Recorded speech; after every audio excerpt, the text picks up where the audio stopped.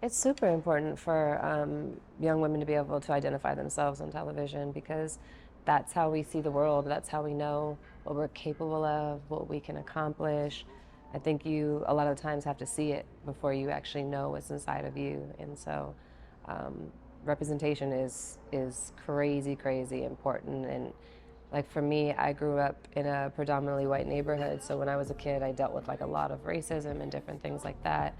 And it wasn't until I started seeing someone who looked like me on TV that I started going, maybe I want to be an actress, and maybe I want to do this. And I had people telling me when I was younger, well, that's not really realistic. Like that happens when people go do this.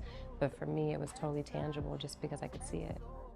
For me, it's always about the younger generation and the little girl behind you and creating opportunities for them so that they didn't have to work as hard as I had to work, just like Halle Berry or Angela Bassett or Miss Ruby Dee did before me, creating that so that I could have this and so that I could create it for the little girl behind me.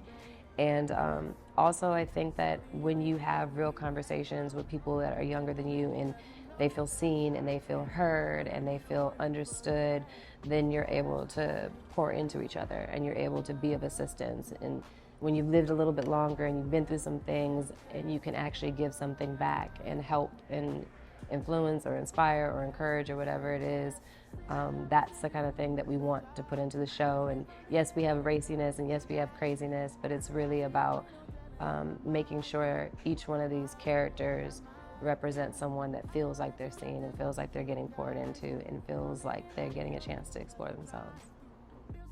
My name is Meagan Good, and I'm one of the executive producers on A La Carte.